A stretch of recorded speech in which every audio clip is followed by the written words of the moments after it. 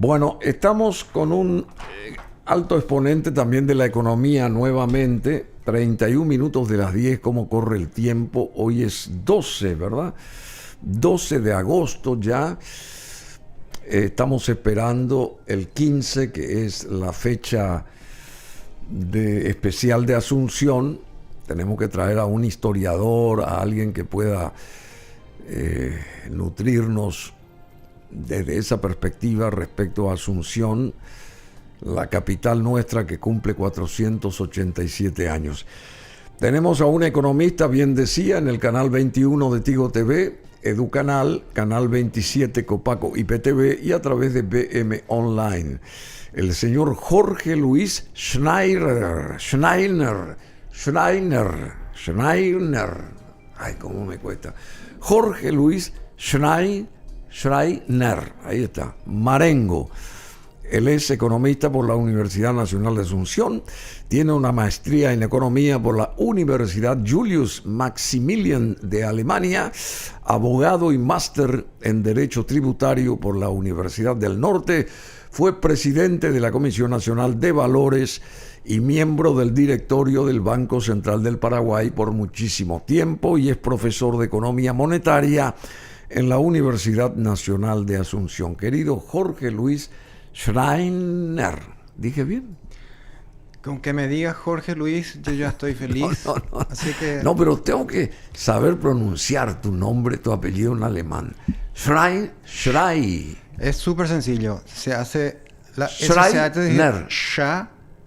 Y después Rai. Schreiner. Schreiner. Sí, Schreiner. Sí, Schreiner. Schreiner. Sí. Ebanista significa.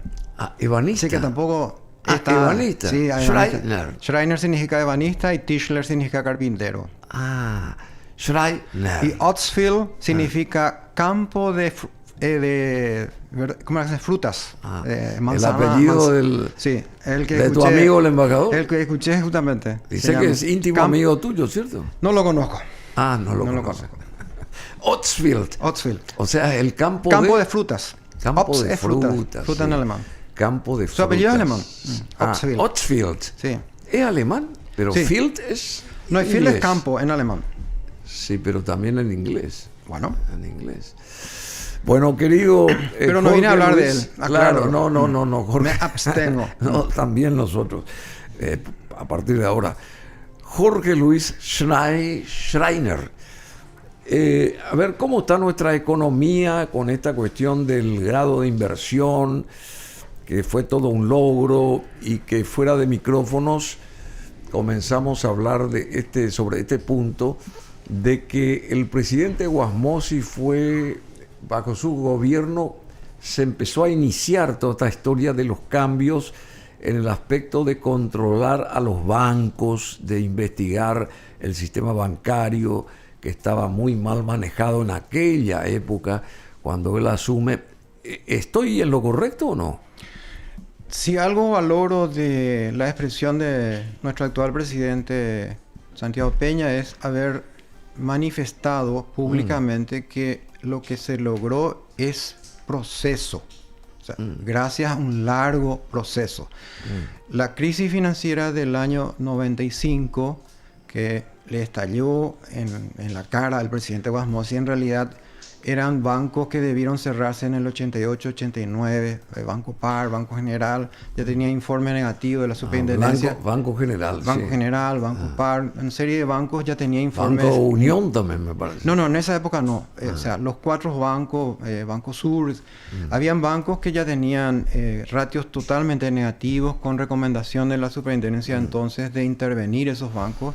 Pero hubo una decisión política muy fuerte del entonces presidente Rodríguez de que en mi gobierno no se interviene en ningún banco. Eso dijo Rodríguez. Eso dijo Rodríguez. Hay digamos, anécdotas de esa época, digamos. Y bueno, y cuando asume Guasmosi en el 93, le advirtieron, esto no va más. Y por supuesto, se tomó la decisión de sanear el sistema financiero. Y ahí empieza un Paraguay distinto. ¿Por qué? Porque tenemos una ley de bancos mucho más exigente, una ley de banco central. Se hizo una serie de reformas a raíz de acuerdos con el BID en ese entonces, en el año 93, y se inicia un proceso muy interesante de reformas institucionales. Se creó la AFD, un montón de temas que tienen que ver con el sistema financiero. O sea, el hacer el trabajo sucio de limpiar de bancos insolventes, mal administrados y dejar un sistema mucho mejor administrado es, digamos, producto de un proceso. Y eso yo debo rescatar y resaltar lo dicho por el presidente, porque es realmente un proceso largo.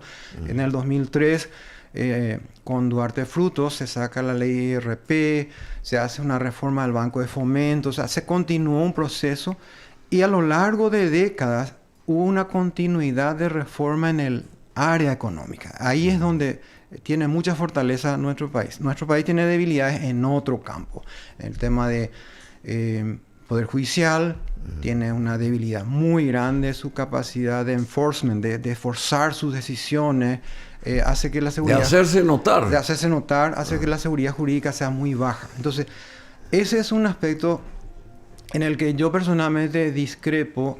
El hecho de que Paraguay tenga triple B, o sea, grado de inversión, mejoraría la colocación de bonos del Estado o bonos de las empresas. Pero que venga un inversionista a Paraguay requiere otros ingredientes. Uno de ellos, crítico, más allá de tu sistema impositivo, es seguridad jurídica. Claro, seguridad. O sea, no van a venir los inversionistas porque sabe perfectamente tener un registro público que no funciona. Vos tenés que hacer un cambio de estatuto. Registro público, eso tampoco funciona. Sí. No. Vos haces un cambio de estatuto y algo que en 24 horas se alza en otro país te lleva a veces 90 días hasta tener un cambio de tu estatuto. Y eso tenés que avisar ahora, sí, al Tesoro, etcétera, etcétera. O sea, hay demasiados temas regulatorios de tipo microeconómico. Acá entran escribanos, notarios, Entonces abogados. ellos te hacen la escritura, te protocoliza, pero después para registrar en el registro público, para que valga frente a terceros, te puede llevar 60 o 90 días. Más. Mucho más incluso. Entonces, esos aspectos son los que para un empresario externo diga, ¿qué tengo que tener en cuenta? Ok, me gusta que tenga triple B, que sea grado de inversión, pero ¿qué necesito? Muy bien, quiero hacer una reforma edilicia. Resulta que mi patente para comercial o mi patente para hacer la construcción no me sale enseguida de mi municipio. Sí. Todo ese conjunto de aspectos regulatorios, nuestro país todavía está lejos. Esa es mi opinión personal. ¿Y por qué esto de la cuestión esta que dijiste vos de lo que afecta a los notarios, a escribanos, está tan lejos justamente? ¿Por qué no se ayorna esa? ¿Qué falta? ¿Alguien tiene ahí un coto de casa? ¿Alguien maneja las 7 llaves? ¿Cómo es el asunto? Hay un aspecto que es interesante reflexionar, Bruno. El registro es un servicio administrativo y no debe depender del Poder Judicial. Registro de propiedad, ¿verdad? El registro no solamente de propiedad, sino de contratos. De contratos. O sea, yo hago una prenda, una hipoteca, que son contratos, lo registro ahí. ¿Por qué lo registro? Para que tenga validez frente a terceros. Porque si no es un contrato entre partes. Al registrarlo, tiene... Todo el mundo sabe. Todo el mundo sabe, exacto. Claro. Entonces, al registrarse una hipoteca significa que esa persona que tiene esa hipoteca tiene el privilegio frente a terceros. ¿Y por qué se está tan lejos de esto que tiene que ser una realidad y una actualidad también? Porque se debe de actualizar permanentemente. ¿Por qué está tan lejos esta historia de ponerse bien? Hay una cuestión, diría que tiene una solución desde el punto de vista jurídico y tecnológico. Son dos patas. O mejor dicho, ¿a quién se interesa en que eso no se ponga bien y por qué? Porque manejan esos territorios y pueden accionar, qué sé yo, como ellos quieran. Estoy hablando de aquellas personas que posiblemente estén por detrás manejando las cuerdas. Tiene que haber un grupo non santo que es el que entorpece esta historia. Es una explicación bastante razonable y creo que se acerca a la realidad. Cuando te crean el problema para venderse la solución, es parte de un proceso de corrupción altísima. Y tenemos dos patas en ese mismo tema. Tenemos catastro. Catastro lo que registra es la propiedad, o sea, la finca en sí, su ubicación, su dimensión, etcétera, etcétera. Y registro público, el propietario. Entonces, tenemos dos temas que deberían estar bajo una misma unidad administrativa. Tenemos catastro y registro público como un ente administrativo dependiente del Poder Ejecutivo, no del Poder Judicial. ¿Por qué? Porque si surge un conflicto de tipo catastral o de tipo registral, ¿a quién yo tengo que recurrir? Al Poder Judicial. Pero si él es el administrador, es juez y parte. Ese es un error de diseño en nuestro país. No debió jamás depender del Poder Judicial los registros públicos, porque es un servicio administrativo, ¿ya? Entonces, hay un proyecto... y hasta ahora... Hasta ahora sí. Hay un proyecto del Poder Ejecutivo actual de unificar eso, de crear eso escuché que dijo Santiago Peña. ¿Y qué pasó? Todavía Desde lo que dijo hasta hoy. Todavía no se remitió el proyecto al Congreso, pero ese sería un gran paso. El otro es lo tecnológico. O sea, que se pueda hacer la revisión de ubicación satelitalmente para saber esa finca está en tal lugar, porque en Paraguay la sumatoria de las fincas es superior a 406.752 metros cuadrados, porque tenemos más fincas que tierras que tiene Paraguay. Se venden 2 o 3 veces. Exacto. Entonces, ciertas fincas se venden 2 o 3 veces. Como el registro público no tiene la confiabilidad necesaria, ahí se presta a estafas, a engaños.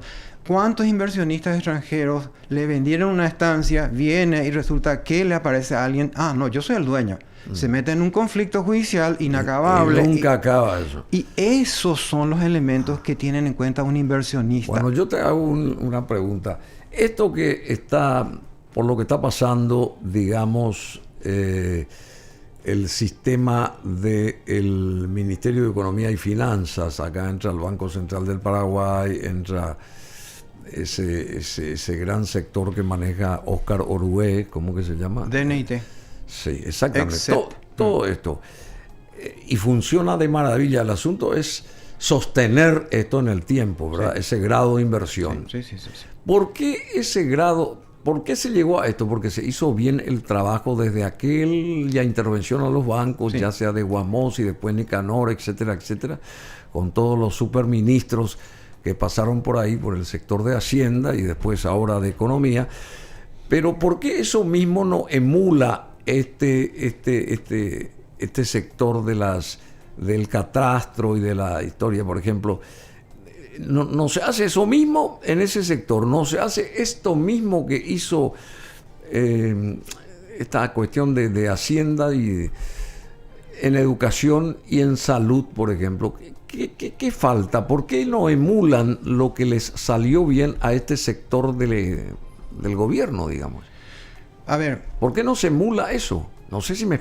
Te explicas perfectamente. Yo te diría que hay campos en los que si no se logra un consenso político, no es posible. Educación es un tema absolutamente sensible. O sea, requiere... Bueno, pero todo es sensible. No digamos, el voluntarismo de un presidente. Requiere que la gente consensúe qué tipo o modelo de educación, qué tipo de modelo de salud necesita. O sea, son campos altamente políticos en términos de la decisión que uno tiene que tomar para diseñar lo que quiere. Y ese campo no es nuestra fortaleza en Paraguay. O sea, yo vi consensos muy buenos, por ejemplo, para la Corte Suprema. O sea, se nombró una corte bastante buena en el año 95 porque fue un acuerdo de todos los partidos. Lo que no me gustó es, digamos, mi cuota. O sea, va liberales. No, debe ser un acuerdo para decir, se van los mejores juristas de Paraguay como miembro de la Corte en términos de requisito profesional. O sea, individualmente son buenos, pero en su accionar en conjunto, ahí se traban. Exacto. ¿Por qué? Porque representan. Ese es el gran defecto del corporativismo. ¿Y por qué no se arregla eso, ídolo? Porque ellos mismos que individualmente saben que tienen que dar ese paso, no lo hacen, quiero saber. Yo diría que la oportunidad grande que tiene nuestro presidente, va a cumplir un año de gestión, es convocar justamente a los 3 poderes del Estado a ser rutero, de decir, 2 temas nomás, pongámonos de acuerdo. Los demás vamos a seguir peleando, pero 2 temas. Uno de ellos es todas estas reformas administrativas todavía que falta. Registro público, catastro, tiene que poder... Registro público, sí. Es demasiado importante para nuestro país. Y el otro aspecto que siempre recomiendo es que haya coordinación mucho más fina entre la administración central, las gobernaciones y los municipios. Porque eso desde ya. Es fuertísima la necesidad de coordinación porque cada municipio tiene sus reglas. Bueno, pero vuelvo propias. a insistir, ¿cómo se logró en la parte económico-financiera este éxito? Y eso no se emula, por lo menos a cierta distancia, o mejorando, por lo menos bajo esto que hicieron bien estos señores de la economía. ¿Por qué no se emula en salud, en educación, en la cuestión esta de lo que dijiste recién, de catastro y... ¿Qué falta? No tengo la explicación, pero sí puedo decirte mi satisfacción como economista. O sea, ¿quién tiene que dar a entender eso? ¿El propio presidente de la República? El que debe liderar este tipo de cosas es el presidente de la República. Él tiene que decir, bueno, así como se logró tal cosa... Sí. ¿Por qué no hacemos lo propio en estas otras áreas, verdad? Tiene que liderar el presidente de la República, proponer, o sea, diagnosticar, decir, este es nuestro problema, esta es nuestra propuesta, escuchamos contrapropuesta y consensuar en el diseño viable en términos de salud, en términos de educación, etc. Porque 3-4 áreas son vitales. No se puede un gobierno de turno, y este es el que tiene el privilegio, te lo dije la vez pasada, de tener una mayoría absoluta en ambas cámaras. Lo que falta a este Congreso es capacidad de dialogar, analizar el tema y no simplemente sacar porque tengo mayoría. Porque si algo es... dialogar y analizar. Claro. Si algo es dañino, y lo transmito creo que por primera vez contigo, es un concepto que aprendí de un filósofo austriaco llamado Karl Popper, que distingue lo que es la regla de la democracia es la mayoría. La regla del republicanismo es no quién gobierna, mayoría, sino cómo se gobierna. Eso significa reglas de entrada, reglas de permanencia en el poder y reglas de salida del poder. O sea, es mucho más importante preguntarse cómo debe gobernar un gobernante a preguntarse quién debe gobernar. Porque la respuesta a quién debe gobernar, el mejor. Entonces, un rey, un emperador. ¿Okay? Unos cuantos mejores, oligarquía. Y la mayoría, democracia. Pero es más importante y más valioso, y de eso soy hoy un convencido y te diría casi un fanático, es cómo se gobierna. Es mucho más importante que quién gobierna. ¿Cómo se gobierna? Sí, señor. Las reglas institucionales. ¿Y este señor quién es? Karl Popper. Popper. Es un... alemán también. Austriaco. Karl Raimund Popper. Sí, así es. Bueno, así que filósofo, académico, comentarista. Escribió un libro que a mí me impactó muchísimo. Se llama La sociedad abierta y sus enemigos. O sea, la tolerancia, las reglas de juego institucional, el republicanismo y sus enemigos que son Platón, Hegel, son todos aquellos elitistas. No, tiene que ser filósofo rey. Y eso es un elitismo absolutamente inaplicable. ¿Por qué? Porque lo que vale son las reglas institucionales de juego, tu constitución, donde están tus derechos, tus obligaciones ciudadanas, son más valiosos que las personas circunstanciales, carismáticas o autocráticas incluso. A mí me fascina su enfoque porque efectivamente este libro me cambió mi forma de ver la política, las reglas institucionales. La sociedad abierta y sus enemigos. O sea, el autócrata tipo Putin, o sea, que quiere concentrar el poder absoluto en vez de respetar la institucionalidad, o sea, el derecho de propiedad.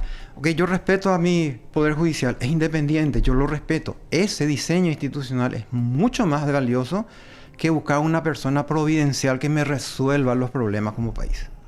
¿Okay? Por lo menos eso es mi filosofía particular. Está muy bien.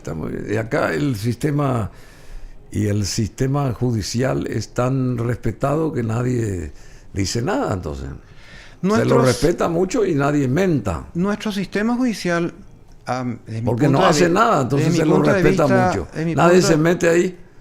No, desde mi punto de vista adolece de un diseño en la Constitución. Veamos. ¿Quién selecciona al potencial ministro de la Corte, un consejo de la magistratura representando a legisladores, Cámara de Diputados, o sea, la iglesia, las universidades. Al final es un corporativo que selecciona no al mejor, sino posiblemente al amigo, el cupo, etcétera, etcétera.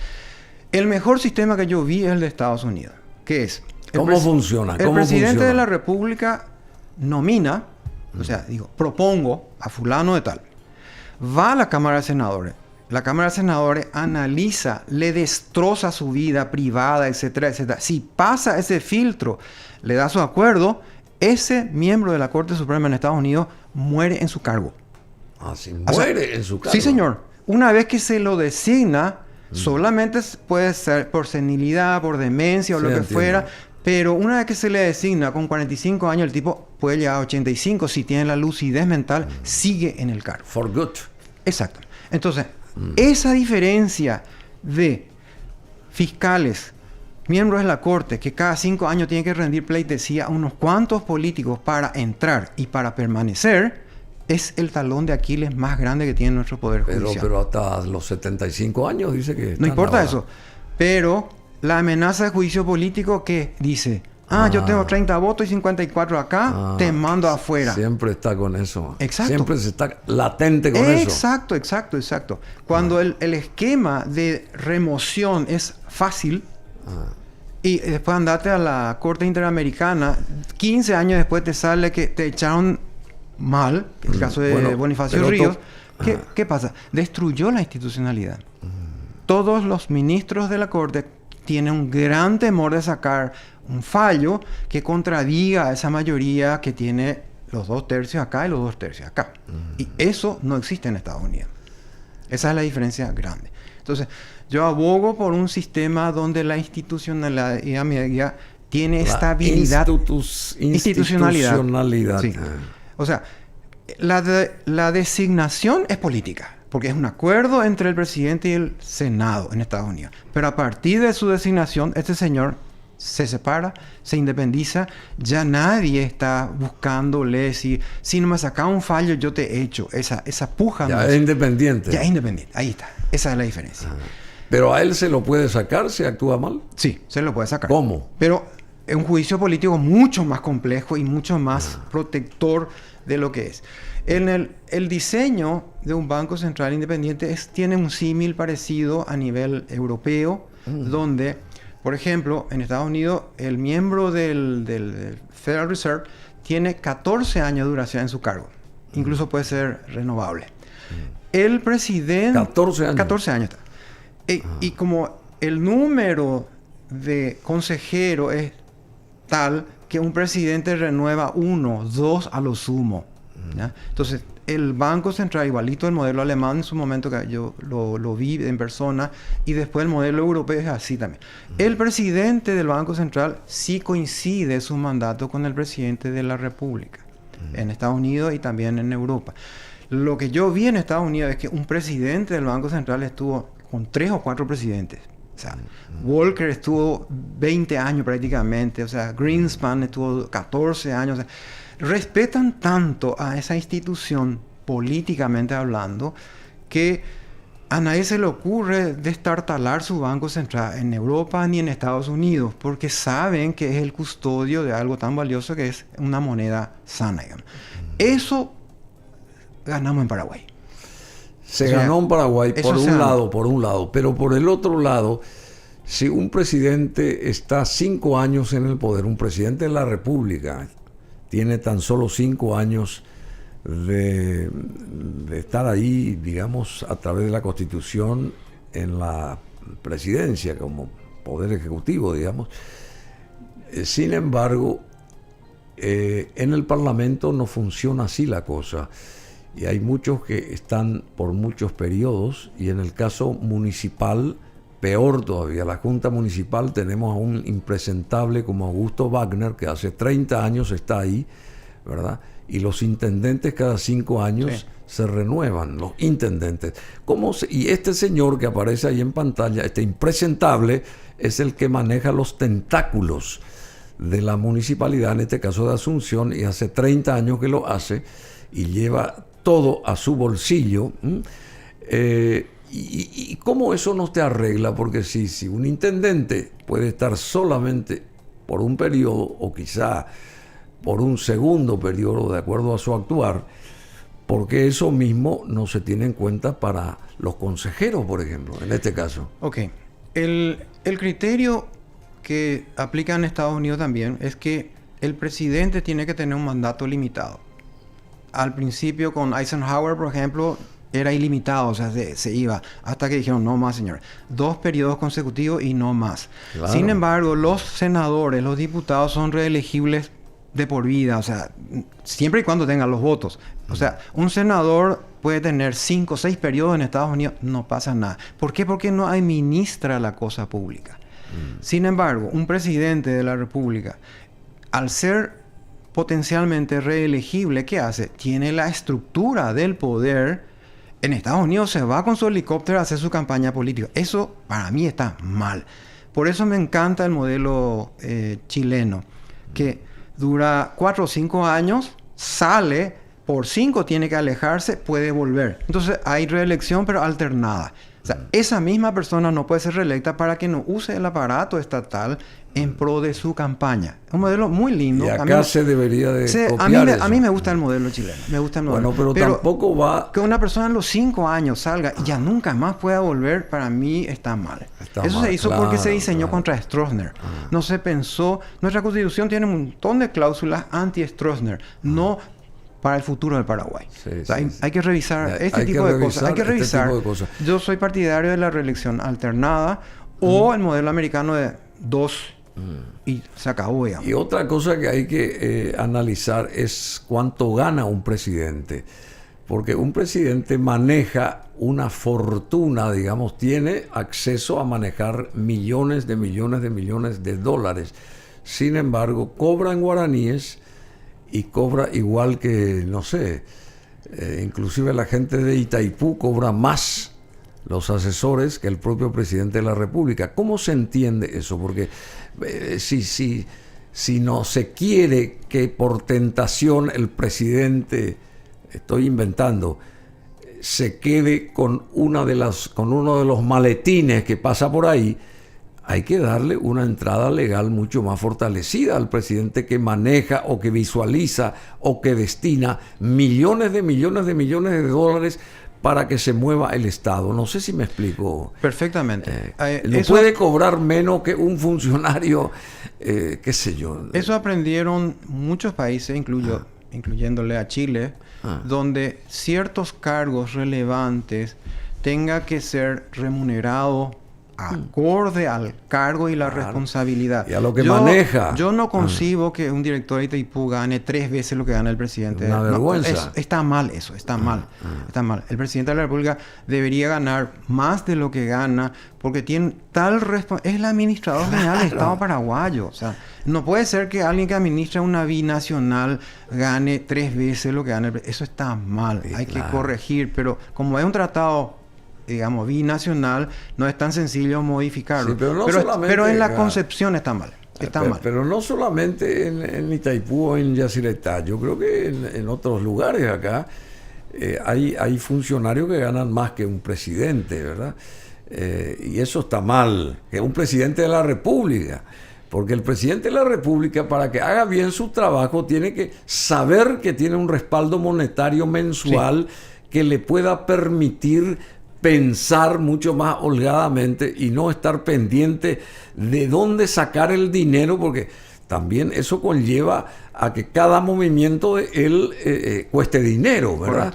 Está la cuestión de esa indiscrecionalidad, no sé qué cosa que tiene ahí, discrecionalidad, qué sé yo, que tiene ahí, que no se sabe a cuánto asciende ese monto, pero en fin, que eso se puso justamente por esto. Pero yo creo que más sanamente es que el presidente de la República, por decirte cualquier cifra, gane mensualmente 100 millones de guaraníes, por decirte algo, como base. 100 millones como base. De guaraníes. Sí. No lo que está ganando ahora, para comenzar, ¿verdad? Y después los extras, las cuestiones y qué sé yo, porque él tiene que mover todo un aparataje. Pero eso también hay que arreglar, querido Jorge. Hay que trabajar en 2 cuestiones que son claves. Uno es definir el cargo y la responsabilidad que conlleva, y después recién hablar cuánto debería ganar. Porque una de las cosas que solemos leer dice a igualdad de función, misma remuneración, y eso no es siempre cierto, porque lo que conlleva la responsabilidad es lo que se paga, la responsabilidad del cargo. O sea, un ministro, un presidente de la República tiene absoluta mayor responsabilidad que un legislador en términos de administrar la cosa pública. En modelo que a mí me gustó mucho es en términos de municipios, el alcalde o su equivalente, el intendente, es el que tiene sueldo en Alemania. Los consejeros todos son ad honorem. ¿Ah, sí? Claro. No sabía eso. Sí, señor. Sí, señor. Ad honorem. Sí, sí, sí. Porque es para ellos un orgullo ser consejero de su ciudad. Y eso se debería aplicar acá. Yo soy partidario de eso. A Wagner, que esté ad todo honorem. Tiene que ser ad honorem, porque se va nomás para... ¿Por qué tiene que ir las 24 horas o 7? No. Si para legislar necesita una vez una sesión a la semana, entonces hay que pagarle realmente una dieta. Eso significa por cada reunión que tengas en la plenaria o en las comisiones, ok, te pago. No hay problema, podemos pagar. Pero no puede ser que gane 25 millones un consejero y el administrador también gane 25. O sea, no tiene sentido porque el intendente, no es santo de mi devoción el que está, lo que sea, pero tiene que ganar mejor que el consejero. Yo soy de la escuela de que un consejero en un municipio tiene que ser ad honorem. O sea, prestar un servicio a tu sociedad, a tu ciudad, por ejemplo, ¿verdad? Y eso debería ser también en los legislativos. En la antigüedad nadie tenía sueldo como legislador. Eran señores pudientes que donaban su tiempo a su estado. Ese es el modelo que a mí me gusta, ¿verdad? ¿Es ilusorio? Es ilusorio. Estoy de acuerdo contigo.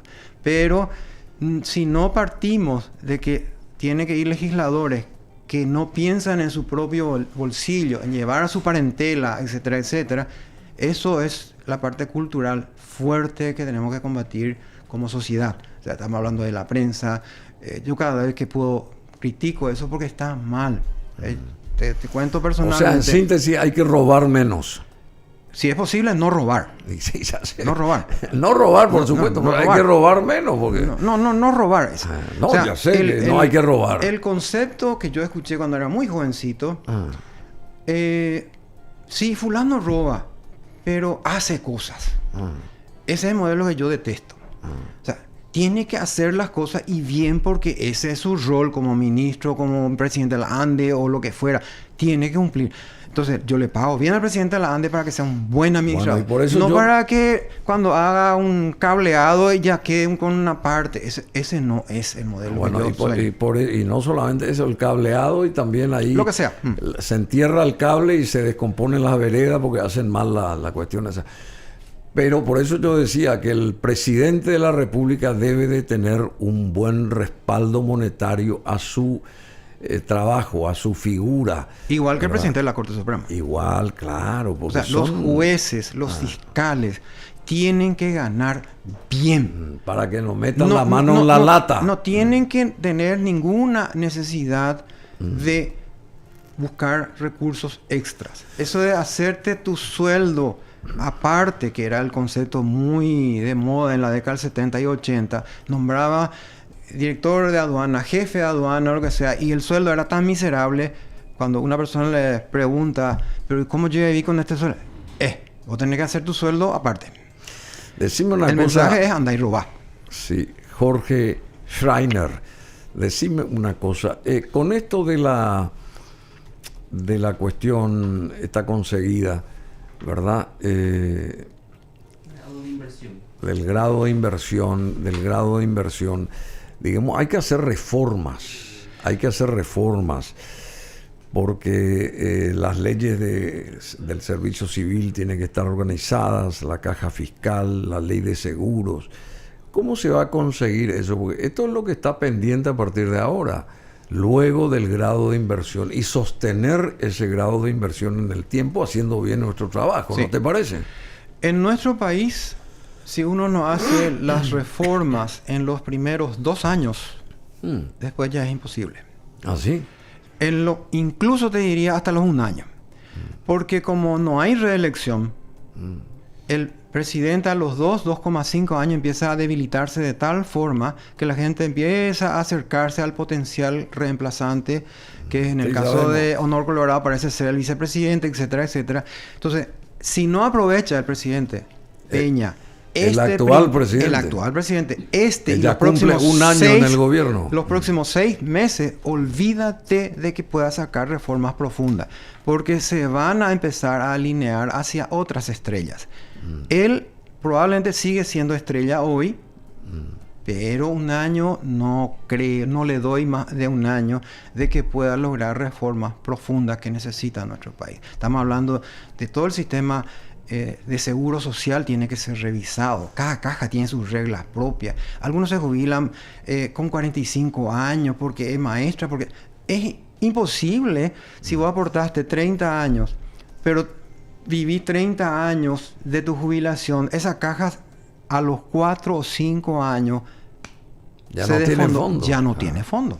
O sea, es un problema actuarial tan fuerte que si no... ¿Y quién se encarga de pensar en eso para que eso se implemente?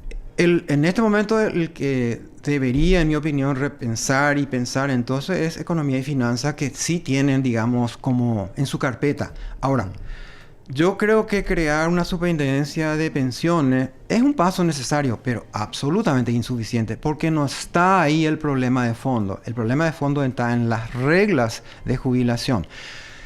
Hay dos criterios, digamos, clarísimos. Uno es la regla de mi entrada y de mi salida. Me dice, ok, vos aportás durante 30 o 40 años y ya te doy el beneficio esperado. Muy bien, ese es el modelo paraguayo. Ese es fatal. ¿Por qué? Pues yo puedo aportar salario mínimo durante 20, 25 años y me hago nombrar viceministro los últimos 5 años y me jubilo con el promedio de los últimos 5 años. Y si soy militar, me jubilo con el último aporte. ¿Okay?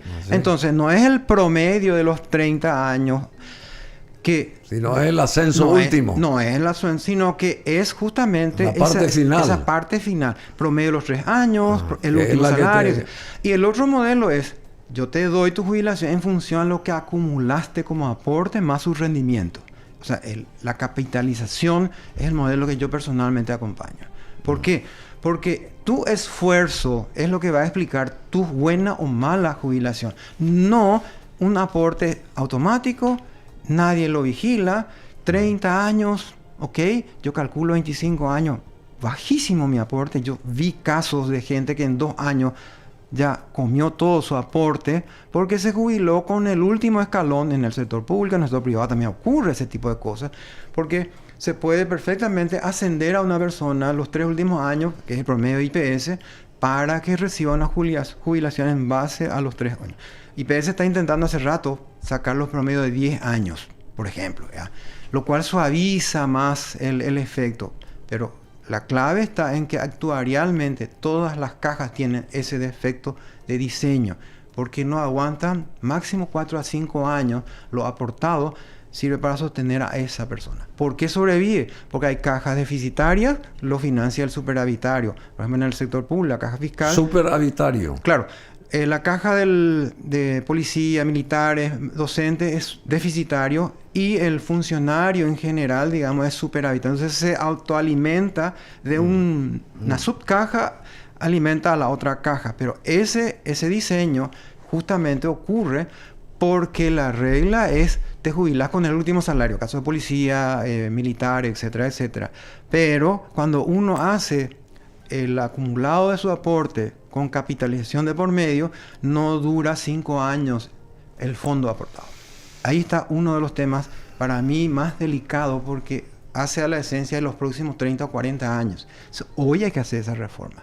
¿Por qué? Y más si la gente recibe su primera jubilación a los 45 años. Eso es inviable, inviable. O sea, va a vivir fácilmente más de 30 años todavía.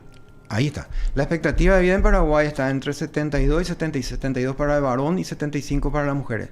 Pero por maternidad y otros criterios se jubilan antes las mujeres. Pero viven 3 años más que los varones. Ahí financieramente ya te descoloca.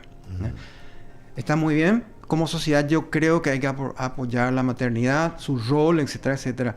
pero tiene que ser la sociedad que aporte si es que quiere privilegiar este tipo de cosas. No cargar al sistema, digamos. O sea, hay temas como caja fiscal, todo el sistema de previsión en Paraguay tiene que ser revisado. Eso requiere un consenso político de alto voltaje porque son súper sensibles, porque está afectando derechos de la gente, no del que se jubiló. O sea, si se jubiló a los 45 ya no puedes tocar porque en Paraguay está prohibida la retroactividad. O sea, ok, te jubilaste a los 45, yo no puedo decir ahora, no debiste jubilarte y volver a aportar, no puedo hacer. Pero sí puedo hacer contra lo que se llama derecho en expectativa. O sea, si yo tengo 50 años y me faltaba 2 años para jubilarme y me lleva al 65, yo no puedo protestar. ¿Por qué? Porque todavía era mi derecho en expectativa versus el derecho adquirido. O sea, hay formas de trabajar en Paraguay rediseñando. Un consejo yo recibí de un chileno, a quien respeto mucho, Hernán Vigi. Hernán Vigi, sí. Hernán Vigi, que venía muchísimo en la época que yo estaba en el directorio del Banco Central, y él decía, las reformas difíciles hay que hacerlas circunvalando, o sea, no afectan lo que están. Pero si vos afectás a los nuevos funcionarios públicos, en 10, 15 años vos tenés tu sistema totalmente adecuado sin necesidad de exponerte a inconstitucionalidad, ese tipo de cosas. Entonces, ok, si yo tengo 300.000 hoy, no le puedo afectar a esos 300.000, pero sí puedo decir, de aquí a 10 años se van a jubilar, y los que van entrando, ellos entran con la regla de juego absolutamente nueva. Ese es un modelo que también a mí personalmente me atrae, porque es como no chocar contra la pared, sino que bordear la pared, o la muralla en este caso, para conseguir. Es como que te vas a caminar por una vereda y encontrar un perro rabioso. ¿Qué haces? Desviarlo. Y te vas a la otra vereda. Bueno, decime, ¿cuándo volvés? Porque es fabuloso lo que estás diciendo, porque hay que ahondar mucho más en todo esto. ¿Cuándo volvés? ¿La otra semana? Yo tengo el criterio, Bruno, de no aparecer mucho. No, pero porque soy economista. Cuando las cosas abundan, se degradan. Entonces, para que sea valioso pero y querido... desde la perspectiva de profesor, vos sos un profesor. Me encanta la docencia. Sí. Así claro, que hay que dar por lo menos 3 semanas por ahí para que no se degrade la imagen. No se degrade la imagen. Así es, señor. Jamás se va a degradar tu imagen. La de Jorge Luis Schreiner, Marengo. Jorge Schreiner. Sí, señor. Marengo, bueno, economista por la Universidad Nacional de Asunción, maestría tiene él en economía por la Universidad Julius Maximilian de Alemania, abogado y máster en Derecho Tributario por la Universidad del Norte. Él fue presidente de la Comisión Nacional de Valores y miembro del directorio del Banco Central del Paraguay por mucho tiempo y profesor de Economía Monetaria en la Universidad Nacional de Asunción. Sigue enseñando. Bueno, muchas gracias por estar acá. Vamos a hacer que venga rápida esta segunda, tercera o cuarta. Tercera incursión acá en la cabina de cristal de Jorge Luis Schreiner, un capo.